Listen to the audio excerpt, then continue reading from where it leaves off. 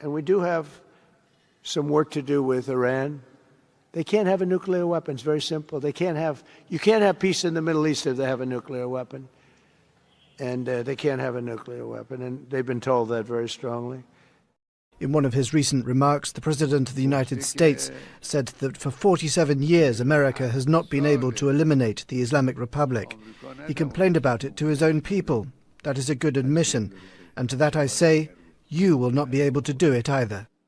That is dueling conversations between the President of the United States and the leader of Iran, the Ayatollah.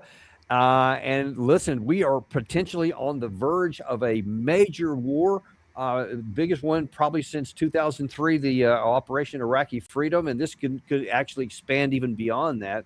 So there's a lot at stake here, and really what is going to get down to how this goes, whether it's successful or unsuccessful, depending on your perspective, is going to be: can the United States knock out Iranian long-range missiles?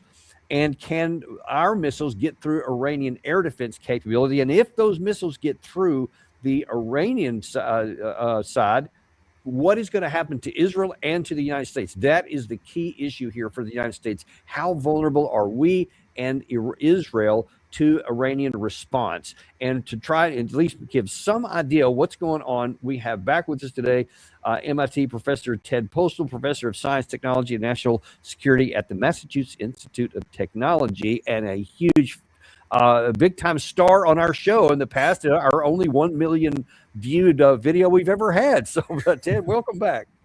Well, nice to be back. I'd like to start out by pointing out that I'm a little caught off guard on this current situation, and I'll try to move between hopefully informed speculation in my answers to you, and I'll be clear what I know and don't know.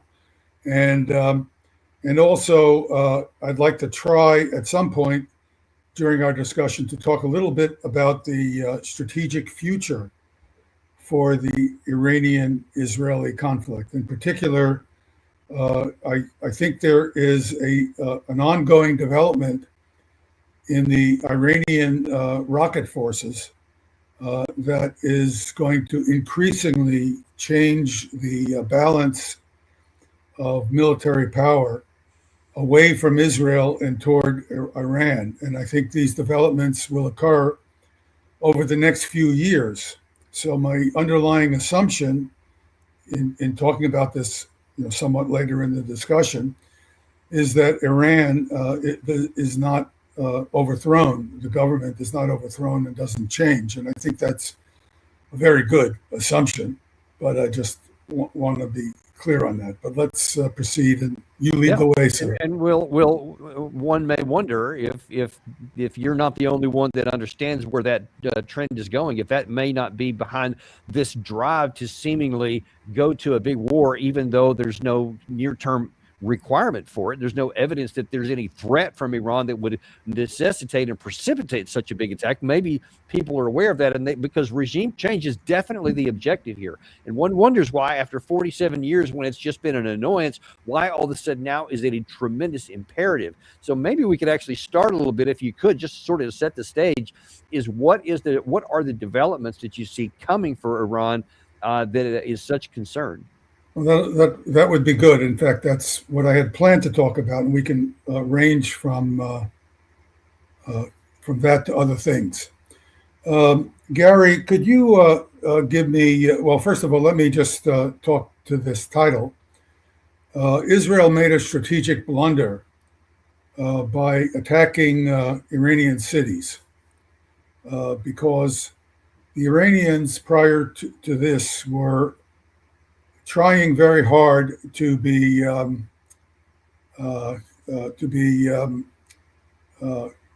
focused on military targets. And the problem with the current Iranian force, which is going to change over time, so I'll be talking about that, is that the accuracy of the large number of their missiles seems to be about 1 kilometer. And that slide 23 that Gary was showing you gives you an example of the attack on the Nevatim airbase during October of 2024. And in that case, the Iranians were concentrating on trying to do damage to the airbase. A more detailed analysis would show they only hit a few buildings because basically they didn't have the accuracy. And they did, in fact, destroy, it looks like they destroyed an F-35 in a hardened shelter. People talked about that, but that was a pure accident of probability. I mean, it had nothing to do with the precision of their military strike capabilities.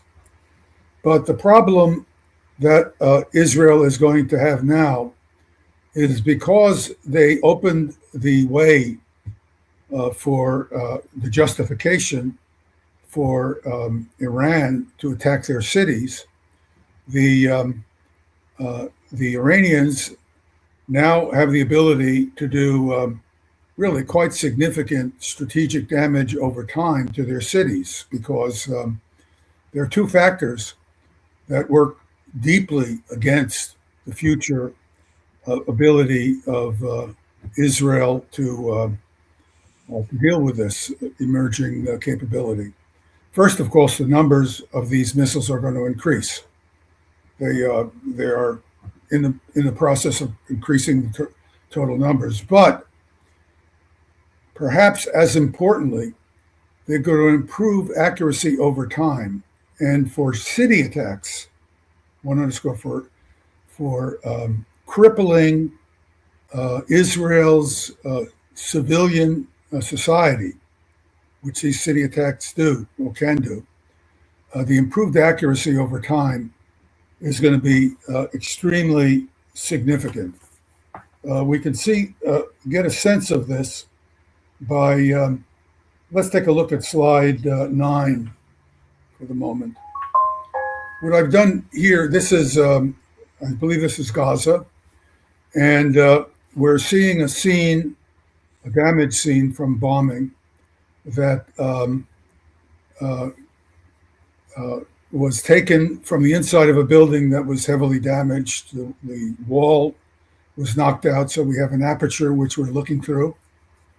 That wall was probably taken out by a bomb dropping maybe 50 to 100 meters away. So what I'm trying to get away from here now is the idea that the bomb lands someplace and that's where the damage is. There's damage everywhere. So in this particular case, of course, the wall at this location was not quite as strong as at other locations. The blast wave was strong enough to punch a hole in the wall. And we're now looking at the scene. If we look all the way to the back and center, we see an example of a direct hit on the top of a concrete and steel building. These buildings are hard to damage because they're got a lot of steel in the concrete and there's a lot of reinforced strength. Immediately in front of it, there's damage to a building that was not hit directly by the bomb. It's probably secondary blast waves from bombs that fell 50 to 100 meters, maybe 30 or 40 meters from the building itself. You see what happened there is some of the structure collapsed and the building was severely damaged. To the left, you see a building where the roof and the floor are intact, so they haven't been knocked down. They're damaged. You wouldn't want to go into that building. It could collapse later on. But the walls of the building were blown out. And then in front of us, you see a pile of rubble from what might have been a direct hit or might have been buildings of unreinforced brick buildings, things like that, that were destroyed either by a direct hit or the secondary effects of a blast effects.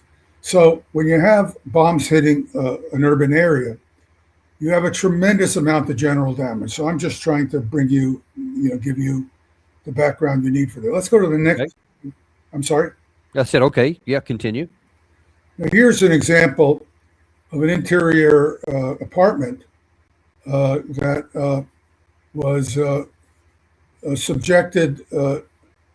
If the weapon that fell that caused this general indoor damage was a 1-ton weapon, it would have been perhaps 100 yards away. That's a good distance, or even 120 or 130 yards. You can see that there's a lot of general damage within the apartment. It's still, you could fix it up.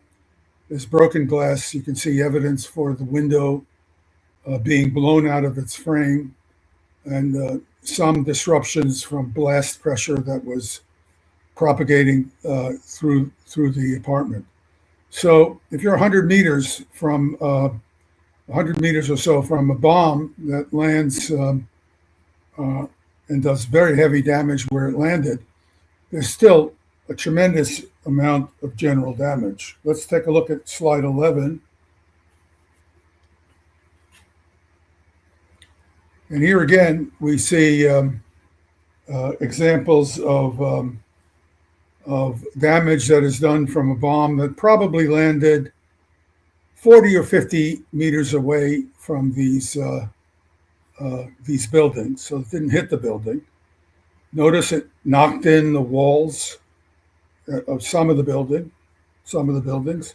In other buildings, it knocked the forward walls of the apartments out. You can see evidence of fire because what happens is the blast occurs. People are either injured or evacuating. Fires are initiated, in this case, from stoves or electrical shorts and things like that. And I'm sorry, Ted, what do you calculate, or if you know, what type of bomb caused this impact that we see? It was a general purpose explosive. Could have been 500 to 1,000 kilograms. So either one of those, whether it's half a ton or a full ton, could easily do this. That's what we could have expected. Okay, so here's one of the big questions, and I think what's coming up on the next 5 or so slides is the question that's really critical here, especially if America is really interested in defending Israel, etc., or our air bases in the region, because Iran has claimed that if we attack them, they are going to attack American bases throughout the region and Israel. So the question is, does Iran have the missiles and insufficient quantities that could actually do harm to Israel more than what we saw in the last war? Well, I think it can do very significant harm to Israel by damaging the civilian infrastructure in the big cities. And that's not minor. I mean, the society has to function economically, and services and goods have to be distributed, and the level of damage will be high in general. I think the level of damage has already been high, although we haven't seen it. The question specifically is in this presentation you have, and I think it's starting on the very next slide, I think 12 through like 17, you show a series of increasing density of missiles. And I wonder if you'd explain what the risk is of those, and what city is this, by the way? Yeah, this is Tel Aviv. And what I've postulated here is 100 missiles falling into Tel Aviv with an accuracy of about 1 kilometer, which is about the accuracy we saw for the airbase for the attack in October of 2024. So one of the things that you'll note is the downtown area is hit with a significant number of warheads, but a lot of warheads are falling into the Mediterranean in this particular simulation, and some are falling further east, where the density, where the heart of the city, where there's still a lot in the city, but the heart of the city's activities are less central. If we go to the next slide, I show what happens if the accuracy of the missiles improve by a factor of 2 to 500 meters. Now, going to a 500-meter precision is not hard. In other words, the Russians have already told the Iranians that they're going to help them with improving the accuracy of their ballistic missiles. And what this means is, as the Iranians focus on cities and continue to build large numbers of ballistic missiles, what's going to happen is the core of the economic function of Israel is going to disintegrate. This is Tel Aviv, you can have Haifa, you can have Beersheba. These cities can be essentially shut down in terms of their commercial activities. So do you have any sense, by the way, for how many of these type of missiles Iran even has, to whether they can launch 100 at a single target? Well, the answer is I don't know. What is reported is that they have a couple of thousand of these missiles still. Whether that's true or not, I have no way of knowing. I mean, I can only talk. But it's certainly true that they could have a couple of thousand in a year or two, or a few years, because now that they're receiving help from China and Russia, they will have a lot of the material help they need to get the materials to build these missiles. So my estimate, if I were Mossad intelligence, I'd be screaming to Netanyahu, you got to stop this, because our long-range prospects are really in bad shape. So hang on, let me see if I got this right. So from Gary, go back to that image you were showing there. This is if there was 100 missiles with the 500-meter CEP, Right. circular error probability, and if Iran only had half the number of these missiles, that's what's being reported, or if they can only get half of them off, they could do this times 10 at different places. Is that right? Yeah. Or they could do that to our air bases, for example, in the region as well. This same thing would apply to any of our air bases. Is that correct? Yes. And the air bases would suffer damage, no question, but they probably would not suffer catastrophic damage. Of course, there would be people who would likely be killed because they're in the wrong place at the wrong time.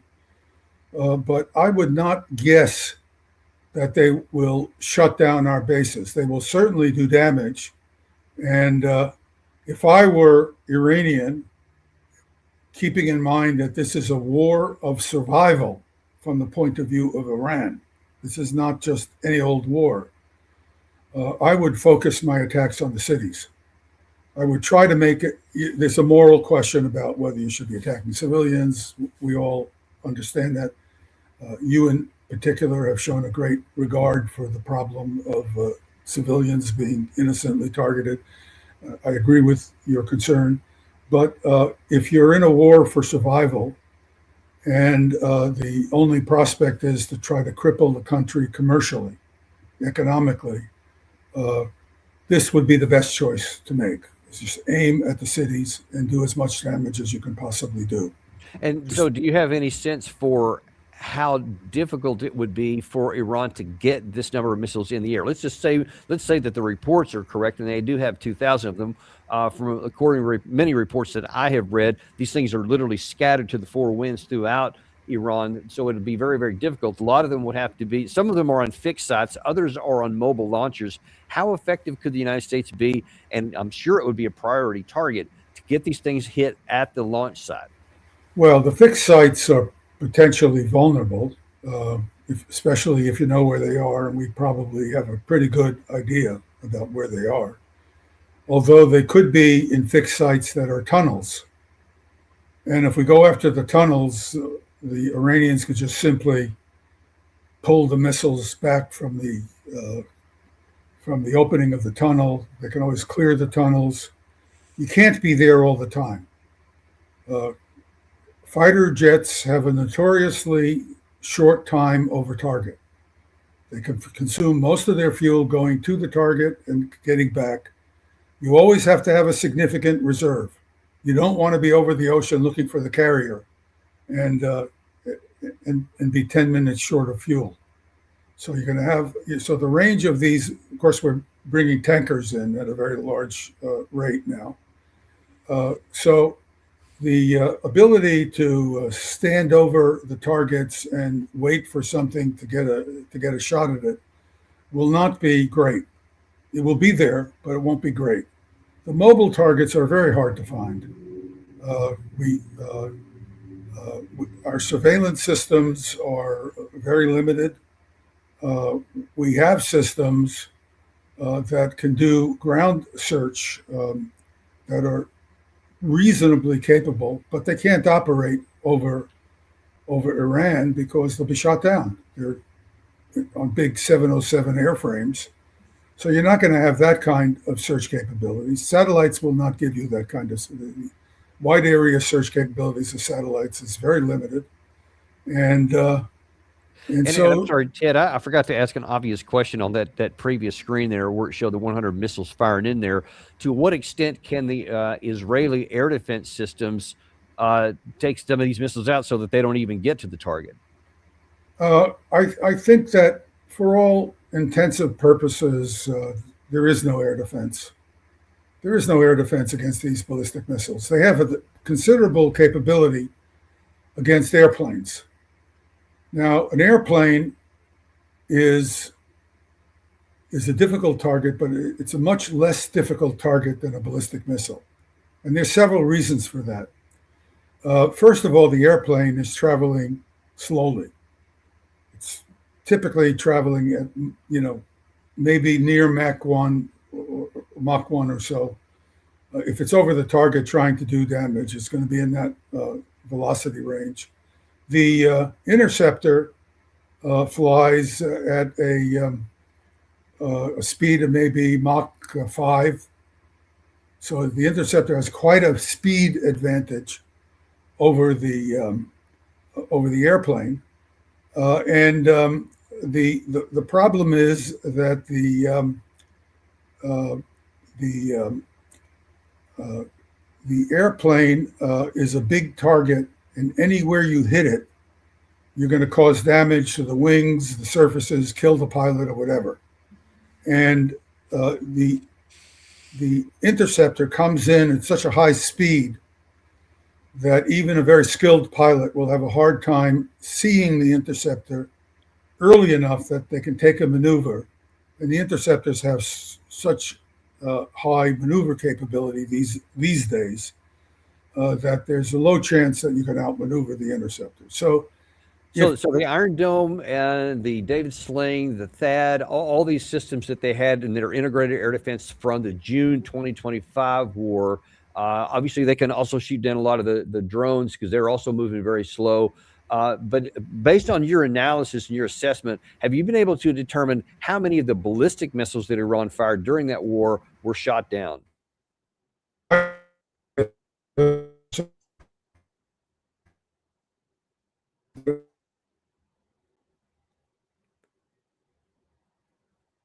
Do we still have it? Ted, are you still there? Yeah, I'm here. Can you hear me? Okay, sorry, I lost you for a second there. So if you, after I asked the question, I didn't hear your answer. I would be surprised. It was more than a few percent intercepts. Intercepts defined as destruction of the warhead of the incoming ballistic missile, preventing it from going to the ground and detonating. If that's the definition of an intercept, there was probably not more than, I'd be surprised if it's as high as 5%. I doubt it was that high. Wow. Now, a lot of warheads did not reach the ground, or they fell in places that didn't matter because there were a lot of older ballistic missiles that were being used in many of these attacks because you could see evidence of tumbling, for example. At high altitudes, you if you know what you're looking for, you can see you can infer that the object at high altitude was tumbling. The more modern missiles won't tumble, or only they'll only tumble if it's the back part of the motor after the warhead has been released. And there were a lot of older missiles that were fired by Iran, at least into Tel Aviv, where we have some videos. So if they start using more modern missiles, assuming they have them, they may not, I don't know. But if they start using more modern missiles, first of all, their accuracy will be, a kilometer or better, whereas some of these missiles almost certainly had accuracies much worse than a kilometer. And so they were not able to concentrate their fire into the downtown areas where they could do most damage to the economic structure of the society. But that will, if it doesn't change in the short term, it's certainly going to change in the long term, unless their manufacturing facilities can be destroyed. And I doubt that can be done because they will be underground, they will be hidden, and they will be hard to destroy. So let's look at the U.S. side of that. So there has been reports over the last couple of weeks, especially of a big surge of air defense capacity moved into these U.S. bases. The 20 some odd bases has been reported that they received a big plus up in Patriots, THAAD, and other kinds of air defense systems. How effective can we defend our own assets in the region? Well, the Patriots really have very little capability against the ballistic missiles. We know that from every experience with them. The Ukraine, it was even admitted at one point that all of a sudden they claimed in November they had a leading person involved in the air defense to say, "Oh, we're all of a sudden getting only 5 or 6% intercepts on the Patriot." That was surely not a fully true statement. They were probably getting less than 5 or 6% on the Patriots well before this guy made the statement, and they ascribed it to changes in the behavior of the Kinjal missiles that they were trying to shoot at. I don't know.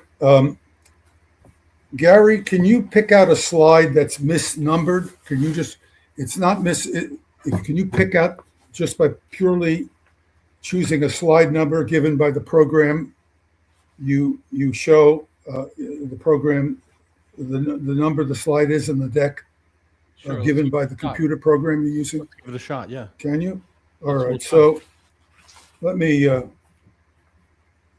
sorry, I was just, let's go to slide 48. Go there. Oh, here you go. Okay. If you look at the right, this is from the Gulf War of 1991.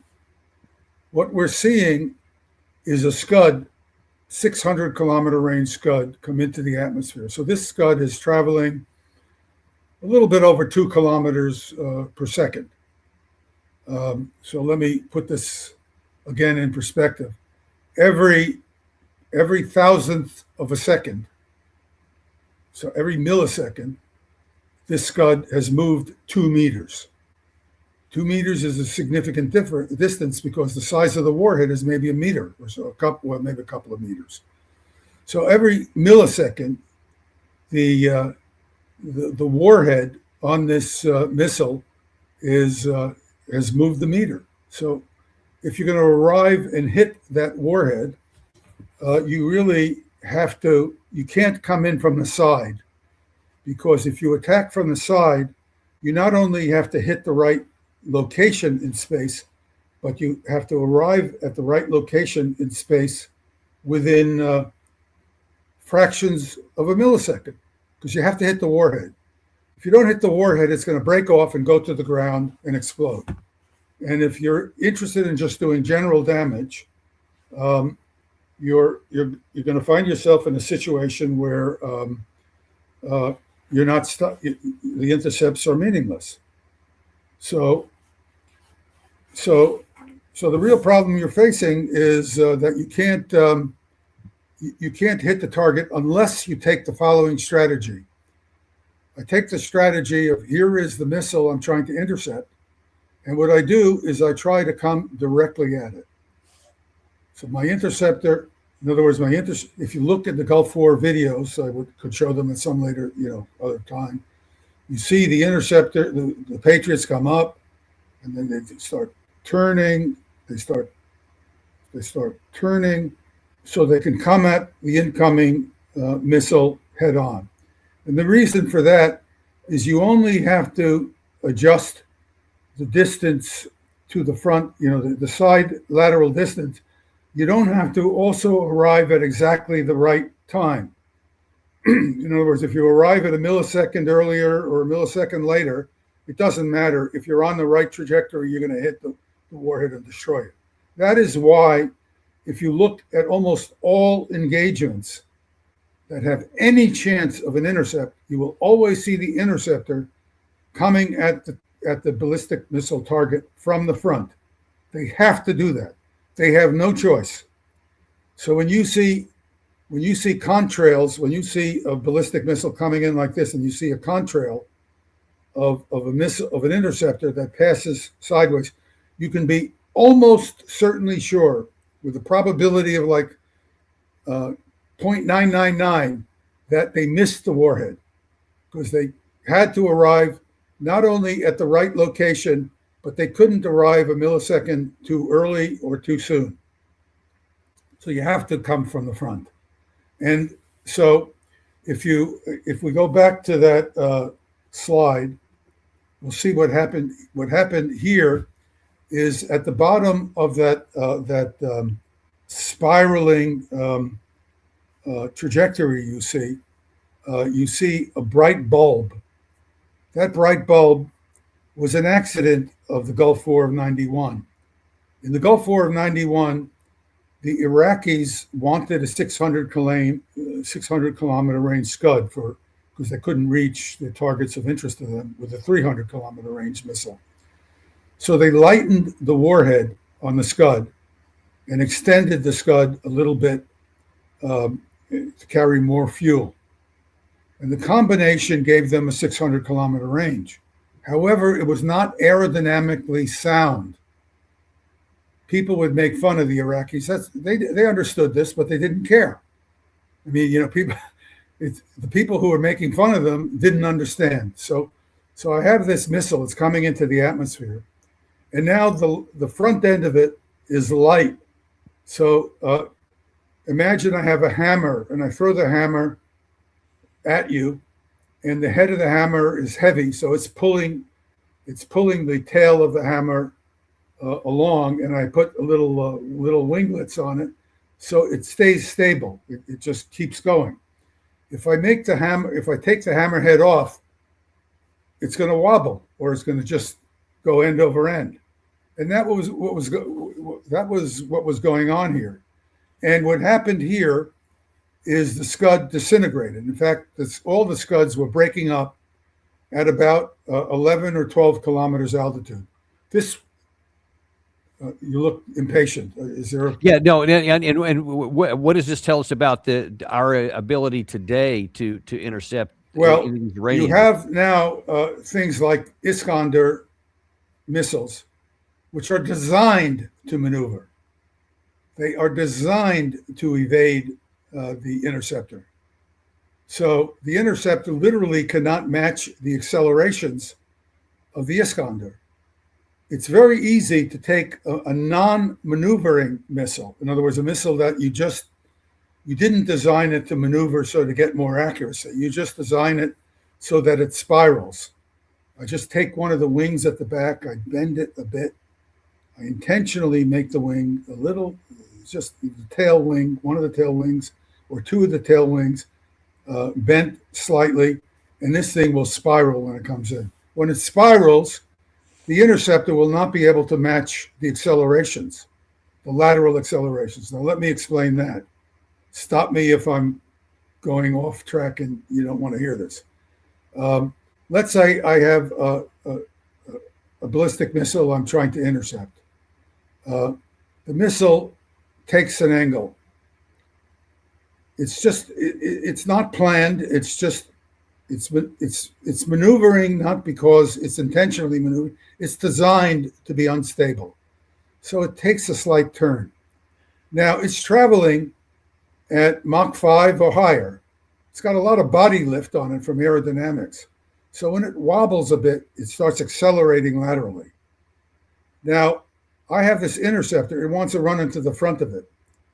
Now, in order to hit the front of it, if I have perfect knowledge and it maneuvers, I can always maneuver and hit it. It's perfectly. I have a probability of 1 of hitting it. However, when it maneuvers, I don't know it's maneuvering. I can't see it with the radar. I can't see that it's turned. And when it turns, it starts to accelerate. So once I start being able to see that it's accelerating, I say, oh my goodness, I want to accelerate. Well, the first thing I need to do is I have to out-accelerate. I have to have more acceleration than it has because I have to overtake it because it's already started ahead of me. It's like the open field tackle. But in order to get my acceleration, I have to turn the body of my interceptor because it also maneuvers by using aerodynamic lift. That takes time. And do our interceptors have that capacity? They don't. They don't have the capacity. That's the bottom line. And so, you were talking about a Kinzhal, which is a Russian missile. As far as you know, do the Iranians have the same kind of capacity to move their missiles around so that it absolutely have the ability to intend. And let me ask you a question. So if the missile is intentionally wobbling, as you say, how does it still hit the target that it shoots at? Well, if you only want 500 meters of accuracy, what does it matter if you hit the point 50 meters away or 550 meters or, this is an area target. So what you're trying to do is do general damage that will, have serious overall consequences for the economy of the country you're having war with. And of course, if you do general damage of this kind, you're going to have a population that's pretty angry at you. And I suspect that it's hard for me to know because my Israeli friends were against what Netanyahu's doing and still are. So it's hard for me to say because I don't have a sample of the Israeli population that reliably tells me what the population thinks. But there's got to be a lot of people in Israel not so confident that they're defended at this point after the last few attacks on Tel Aviv and Haifa and other places. And I think it's going to get a lot worse. That's one of the big puzzlements to me. If we know that a lot of these missiles did get through, and who knows the exact number because that's obviously a state secret. All we have is anecdotal information, but we definitely know a lot of them did get through because we have photographic evidence of it. Yes. That is not going to be lost on the actual Israeli leadership. And they also know that it is just damn near impossible to take out all the offensive launch points that are literally scattered throughout the country, as you mentioned a minute ago. So it seems like it would not be a wise idea for the leadership to greenlight, if not outright push for an attack against Iran because they know they're going to take a hit. Do you? I think I found an article. I forget where it was published. I have it. I can send it to you by an Israeli intelligence officer. These guys are pretty independent in their thinking. I've through the years met some high-level intelligence people from Israel, through my academic activities, and they are whatever one thinks of the morality of their organization, things like that. They are extremely intelligent. They get very good people for reasons that are distinct from what we get in the West. Keep in mind that even if you don't let yourself get so angry at Israel as I am, they do have a legitimate threat, security problem, and because they have been threatened for so long, young people who are very capable are interested and willing to go into public service and do these things. We don't have the same drive here. We get good people occasionally. In my experience, the best people we get in national security issues are in the military, because they come out of traditions. These characters who come out of the South, like you, they come from families with a long traditions of being in the military. And we get these people who have a long tradition of national service. They're bright, they're well educated. We don't get that in the civilian side. We get these people who are more of opportunists. And so we don't have the best people in our intelligence community. We have some good ones. I've met some very good ones.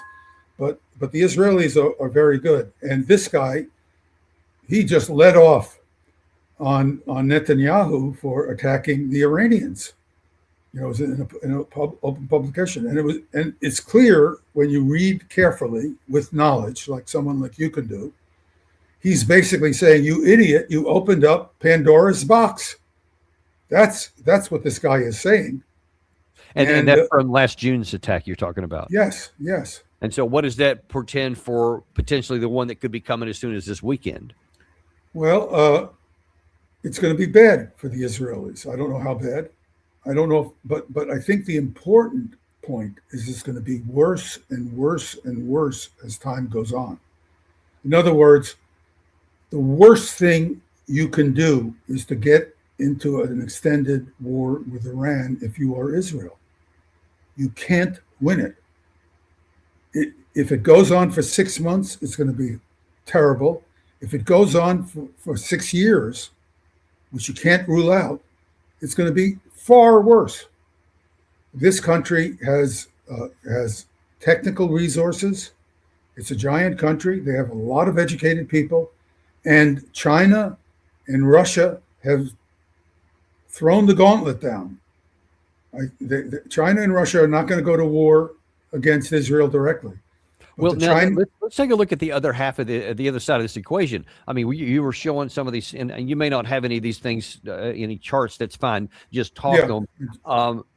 Those kind of charts would likely also exist on the Iranian side. So, what the U.S. and Israeli offensive missiles, what can they do to devastate the Iranian side, and can they survive a long-range war themselves? Well, I think the Israeli and American capability is mostly in the form of aircraft-delivered bombs. The missiles, well, they could be used against air defense systems if the air defense systems are not operated effectively. You want to make sure the air defense systems are hard to locate, but it's also hard to hide them against a very skilled adversary. But it looks like the air defense systems in Iran have so far not played a critical role, but they will increasingly. So we're talking about the long term. We're talking about the battle on the ground that you would look at when you look at the Ukraine war. What's going to happen in the next round? And when you look at the next round, things are not good, not at all good for Israel. And why do you say that?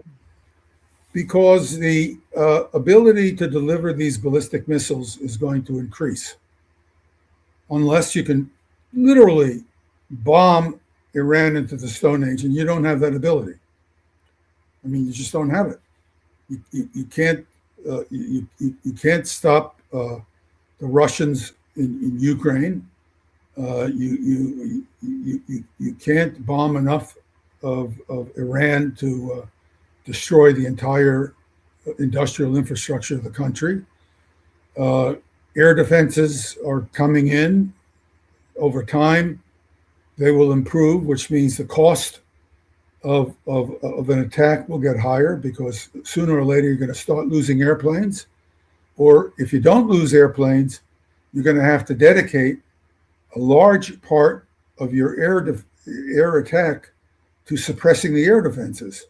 So you get what's called a big virtual reduction in your strike capability, because you have to send planes in to jam the air defenses, to try to destroy radars, and that takes assets. So I think in the long term, the situation for Israel is not good. It's just going to get worse and worse and worse. In the beginning, I think they will do some significant damage to Iran, no question. And Iran will do some significant damage to Israel. Whether it's a knockout blow, I doubt it will be, but it will be severe, and it will continue, and it will continue to get worse and worse and more unstoppable. And it just seems to me from a military perspective is that it doesn't look like, absent a ground component from either side, it doesn't look like either side can just destroy the other and back into the Stone Age, as you mentioned. A lot of people use that terminology, but it seems to me that this would get in at some point into a war of attrition, a missile war of attrition, to where at some point you run out of either interceptors or, interceptors probably doesn't matter that much, but you'll run out of offensive capacity.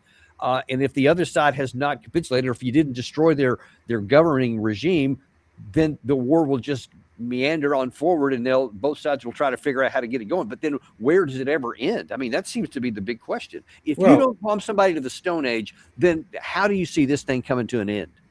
Well, it's not going to. Israel will cease to be a viable economic state. I mean, it'll be. I always tell my Israeli friends, you're always welcome in my home. I'll never go to Israel again. I don't want to deal with this country at all. I'm fed up with it. But these are still friends. They're decent people. They're always welcome in my home, and I'll do everything I can to make them comfortable. But Israel's not going to be a viable place to live. It's going to suffer tremendously. And would the same be said for Iran? I mean, could the Iran is also going to suffer, but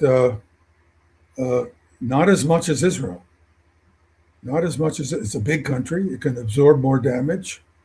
It's going to have the help of BRICS, particularly China and Russia. China and Russia have obviously decided that the United States is completely out of control, and so is Israel.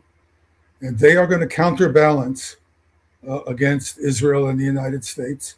I think that's a really good point that you bring up there. I mean, if it's one thing if you're talking about the city of Tel Aviv and the city of Tehran, for example, you can see a commensurate amount of damage done to each place. But the country of Israel and the country of Iran is massively larger. So it percentage-wise, it would be nearly impossible for the Israeli and American side to commensurate match up how much damage could be done to the much more consolidated and small Israeli government. Is that there are only a few big cities, when you finish with Tel Aviv and Haifa, everything else is smaller. They're not insignificant, but you make it impossible for people to work in the city, let alone live in it. You can make it very difficult for people to live in it, but you can make it impossible for people to work in it. And if it's impossible to work in it, the economy grinds to a halt. And that matters. And there's only so much free weaponry the United States can give Israel, because we're running out of weaponry ourselves. We're running out. Everything, correct me if I'm wrong, everything would depend on how much harm could come to Israel will really depend on how many effective long-range missiles Iran actually has in its inventory. I think it will boil down to that. Or if it's 2,000 as being suggested, it could be absolutely devastating. Well, what we don't know. It's totally unpredictable. I don't know whether it would happen or not, but I think you can't rule out that at some point China won't start manufacturing missiles and selling it to Iran or giving it to Iran. Why wouldn't they? We certainly set that standard with Ukraine. Well, the Straits of Hormuz being closed is going to be a big problem for China. They need that oil. Now, of course, what closing the Straits of Hormuz is going to do, or is doing, or will do, is it's going to drive Russia and China even closer together, because Russia has the resources to give all the oil and liquid natural gas that China needs. It's not yet set up to do it, but it certainly has the ability. And you have the ability to trade with each other because you have BRICS now, the system that doesn't require they trade in dollars, so the United States can't do anything about trade in fossil fuels between China and Russia, as well as between Russia and India. And the United States has maneuvered itself into an absolute corner. I mean, all these big strategic thinkers, these American big strategic thinkers, the only question I'd like to have, which is hard to ask politely, is how dumb do you think you could be? How could you be so dumb?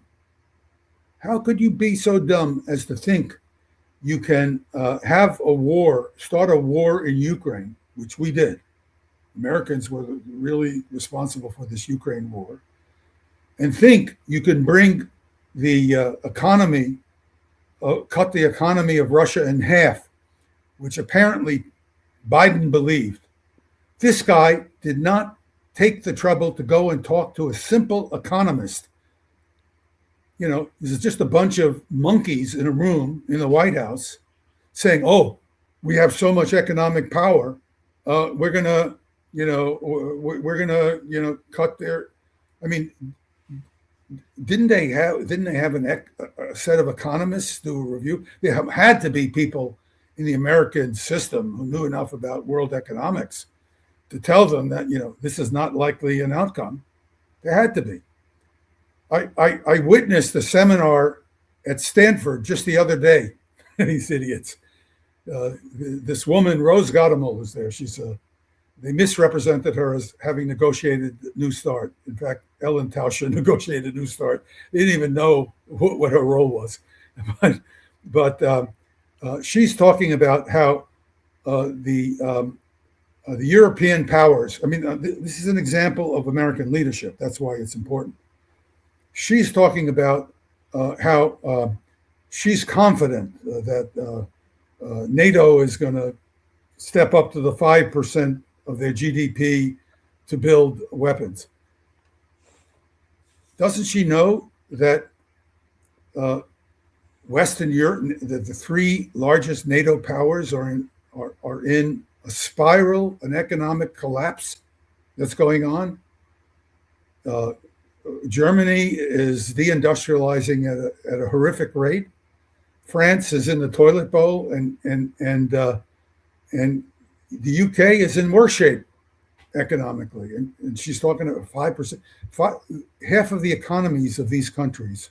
And if you can argue that what were we thinking in the Russia-Ukraine war, then it looks to me like all these similar categories here are basically counting on a first-round knockout. If we don't have a first-round knockout against Iran, then if it goes 15 rounds, we're screwed. Yeah, but if you're talking about, let's just talk about NATO for the moment, though. This amazing claim of this supposedly knowledge, who's allowed to teach students, incidentally. So this is what the students at Stanford are being taught. Half of the economies of these countries are spent on social programs, roughly speaking. Europe is a very socialized, entity. If you take 5% out of an economy for military purposes, that's 10% out of your social programs. You got to get it from somewhere. Europeans are not, anyone who's been in and out of Europe knows that they won't stand for it. And I think properly so. So they're going to come up against the wall. Frederick Merz, the Chancellor or Prime Minister of Chancellor of Germany, his popularity rate is the highest of the three leaders. It's 26%. Starmer, I don't know. I think he's around 20% or below. I don't know if he's reached that. If he's at that much. Macron is, there's a political catastrophe going on in Europe, and these guys are talking about building up a military to face Russia. Russia's got almost 1.5 million soldiers under arms. If they're not there yet, they will be. They're working toward it. Germany has 75,000. Britain has 75,000. Maybe France has 100, 110,000. What are these people talking about? The U.S. Marine Corps has 180,000 men under arms. The U.S. Marine Corps has more planes, ships, and men under arms than those three countries do. Maybe not quite as many men, but fighting men. So Fighting, yeah. So this is a joke. This is a joke. So Yeah, there you This go. is Merkel at 21%, Macron at 16%, and Starmer at 23%. yeah, okay, 23 Reading from the bottom. reading from the bottom. Yikes. Bottom. So this is the great democracies. These are like Mike McFaul has this book. He goes, what's it, Autocracy versus Democracy. He doesn't know what a democracy is. I mean, these are democracies where the people in power are doing things that nobody in the population wants. Yeah, not the way it was drawn up. Yeah, so the situation we have now in Iran is developing in the same direction. And the details will be different, for sure. But the outcome will be the same. And let me give you a number that you might find interesting. I just looked up the manufacturing rate of Patriot missiles at this time. It's about 50 per month. There's a 7-year program to bring it up to about 150 to 160 per month Patriots. You think 160 Patriots per month is going to be enough to deal with thousands and 7 years from now? Thousands and thousands and thousands of ballistic missiles from Iran? And it's all not going to go to, there are other countries who are worried about these missile attacks. And the intercept rate's not going to improve. Right. Because the missiles are going to be harder to hit. So I think the prospects are very, very dim for a favorable military outcome. It might be, this is just me thinking out loud, it might be a really good time to start rediscovering diplomacy and finding ways to cooperate with people and not having to worry about intercepting a bunch of missiles and going down that path here. But we'll see where that's going to happen. But in any case, I have been privileged, and I really mean this, privileged, to know a bunch of American and actually English ambassadors, real ambassadors who were, these guys, if there is such a thing as a Renaissance person in modern society, these guys were examples of it. Erudite, unbelievably broadly knowledgeable, and perfect for diplomacy. You can't compare them to the clowns we now have there. They're ignorant. They're not educated. They're Stanford graduates now, as it turns out, because that's what Stanford's educating. When you look at people. Who is our number one diplomat? It's Marco Rubio, who's actually the acting national security advisor. Right. And if you listen to him talk, he sounds more like the Secretary of War than he does Secretary of State anyway. And then you have Mike Waltz, our ambassador to the UN, who also was and still acts like the national security advisor. So if that's the number one and number two at the top of the list, it's pretty evident. Let's not forget our friend Jake Sullivan. Yeah, he's just on the back burner just because he wasn't, but he was. Well, yeah, but the point is that the Democrats have to clean their shop too. Indeed, yeah. If the Democrats are going to take control, which is the only hope we have, although it's not a big hope because they can't manage. Right. They don't know how to manage a lemonade stand, let alone their own party. Guys, I think you're forgetting we got Jared Kushner spearheading everything right now. Oh, okay. I'm sorry. You corrected me. Thank you. Okay, just don't forget that. Thank you, man, for bringing He's a Harvard graduate. I think. He's a Harvard graduate, so that must. Yeah. That's not even a Stanford graduate. He's more worried about his back pocket than he is anything else. Yeah. But listen, we really appreciate you coming on. Sorry, I hope this stays in the theoretical realm and that sanity can come in, that enough of this gets through to the administration, that it gets through to Jerusalem, that they say, oh snap, we can't do this. This would be a bad idea. And then they back off of this. They take any kind of diplomatic off ramp they can, and then get around to figuring out how we don't get into the situation further. That is our best hope. And you have clarified so clearly why that needs to happen. Well, I hope this has been helpful. It's not, I'm always a little uncomfortable. I don't feel I was prepared for this as well as I would have liked to be. Well, you being so-called unprepared is better than the vast majority of guys who spend a lot of time. So we're very grateful for that. Thank you very much. Well, thank you. Bye-bye. And we appreciate you guys as well. Be sure and like and subscribe if you haven't. We're going to continue to keep our eye on this ball, and anything that happens, you can come back here and see. We may have one more show this afternoon. I'm not sure if we're going to be able to pull that off, but in any case, anything that happens, believe me, come back to our channel because we will be on top of it for you. Thank you very much, and we'll see you on the next episode of the Daniel Davis Deep Dive. I don't try to talk you into buying gold or tell you how to run your stock portfolio, but there is a way you can help us. Subscribe, hit that like button, and share this with somebody you love.